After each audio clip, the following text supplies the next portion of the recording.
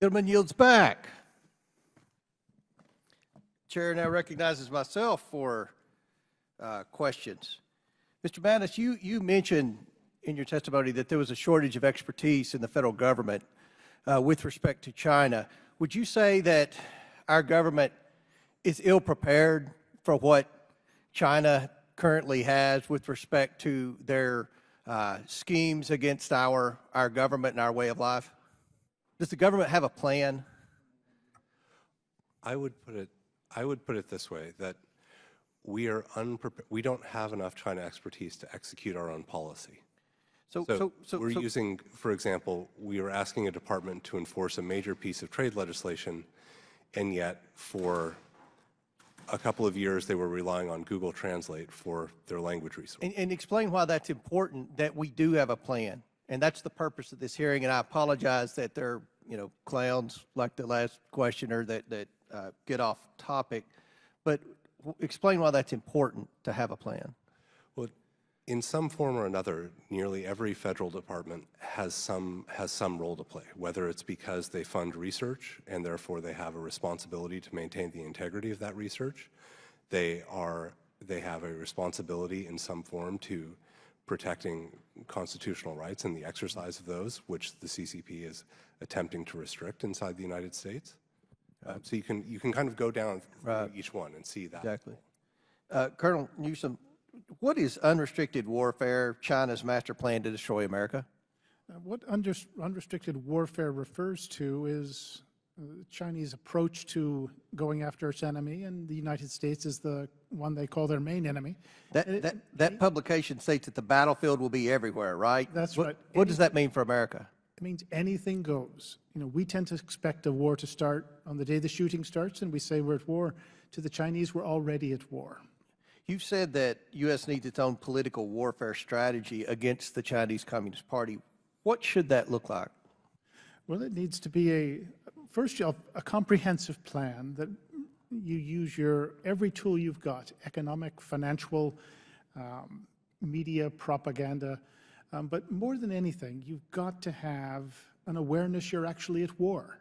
And then you've got to have somebody who's responsible for running it. I can't see who in the USG is the person who does political warfare. I saw a State Department official testifying recently, and you could tell he had no idea about political warfare. But someone's got to be in charge and responsible for it.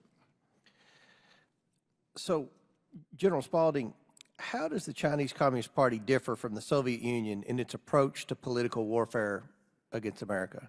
I don't think it differs in its approach. It differs in the tools it has available to itself. So the Soviet Union was cut off from the global economy. So globalization wasn't a thing, and it wasn't a part of it.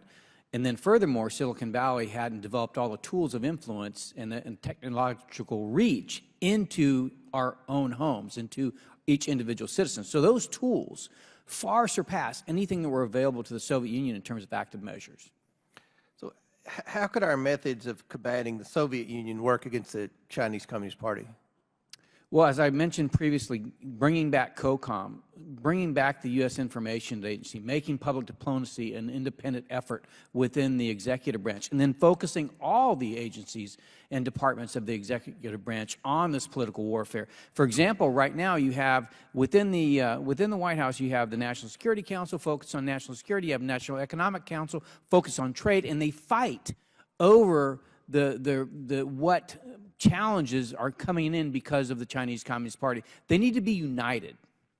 Is there any existing agency or any existing person within the government, our present government structure, that you would put in charge of trying to educate this administration and the cabinets and the divisions within each cabinet about the potential perils of the CCP?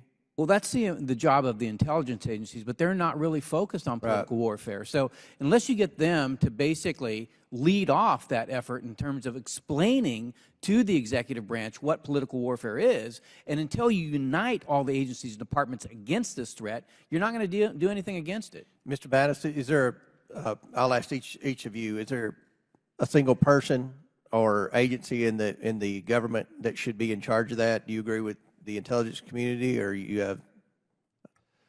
I think this is fairly clearly the job of the President, the Secretary of State, the National Security Council, and the supporting staff. And when we have done this well in the past, we had an integrated system that was looking at what was going on, and we were also looking at the other tools that we had at our disposal. You know, we understood the Marshall Plan as part of political warfare, Right. and we understood some of our education and cultural exchange, the idea of putting Americans abroad so that other countries could have a true experience of Americans rather than the Soviet propaganda. Right. Colonel, do you have a response? Well, it's a tough challenge. I would say if you run it out of the National Security Council, it could work, but you have to have the right people. Some people who understand it, have that personality that can make it work. So it looks like you have to have the will.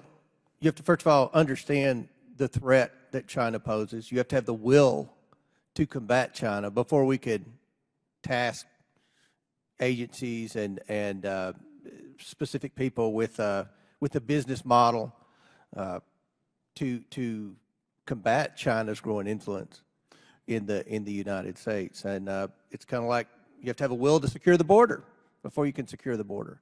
So I hope that we can do that. I hope that, you know, we've seen from Representative Khanna and Representative Krishnamurti, who asked serious, credible questions today, and I appreciate that, this is a huge problem in America.